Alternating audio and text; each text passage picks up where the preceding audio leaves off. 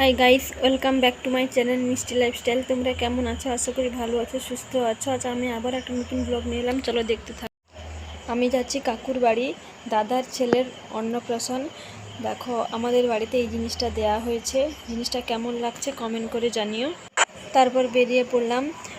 দিদির মেয়ে বৌদি আছে, আমি পিছনে যাচ্ছি। আর আমাদের এখানে আজকে এতটাই গরম পড়েছে যে বাড়ি থেকে বেরোনোই যাচ্ছে না। কি করব, যেতে তো হবে, কিছু করার নেই। যেহেতু বাড়ির কাছে তাই ছাতাটাও নিয়ে যায়নি। যে সামনের ক্যামেরা করেছি যে দিদির মেয়ে বৌদি আমাকে বকছে, যে ভিডিও করছি আমাকে বকছে। দিদির মেয়েকে দেখেছ? এই যে। আর আমাদের এখানে কিছুটা রাস্তা ঠিক হয়েছে, কিছুটা রাস্তা ঠিক হয়নি। এইরকম রাস্তার অবস্থা। এই যে সবাই জল নিচ্ছে, যেহেতু দুপুরবেলা। এই যে। আর আজকে এতটাই গরম পড়েছে যে জামা খুলে দেওয়া হচ্ছে, নাহলে কান্নাকাটি করছে। আর আমাদের বাড়িতে এই জিনিসটা যে ওকে দেওয়া হচ্ছে, তার হাতের নিচে দিয়ে ফেলে দিচ্ছে। তারপর দেখো কি করছে ও। এই যে আমি একটু ওর গাল টিপে দিলাম,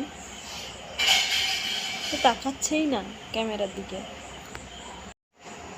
আর আমি ওর সম্পর্কে পিসি হব। আর ওকে অনেক কষ্টে এদিক সেদিক ঘুরিয়ে নিয়ে এসে এই যে আমার দিদি হাতে এই জিনিসটা পরাচ্ছে, তো পরাতেই দিচ্ছে না। আর আজকে এতটাই গরম পড়েছে যে ও জামা কাপড় খুলে দেওয়ার পরে ওর শরীরটা একটু ভালো লাগছিল। এখন সবাই একটু হাসছে, এই যে দেখেছ। তারপর আমি খেতে বসে গেছি।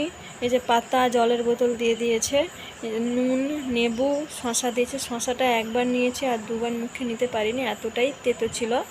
যাই হোক, ছাড়ো। তারপর আলু ভাজা দিয়েছে। আমার পাতে একটা লঙ্কা পড়ে গেছে। তোমরাই দেখো একে একে কী দিচ্ছে। তারপর একটা কি চপ দিয়ে দিয়েছে। চপটা কি আমি জানি না, আলুর চপ কি কুমড়ার চপ আমি বুঝতেই পারছি না। ডাল আর শাকের তরকারিটা ভালো হয়েছে, কিন্তু ফুলকপির তরকারিটা মোটামুটি। তারপর মাছের দই কাতলা না মাছের ঝোলও বুঝতে পারছি না।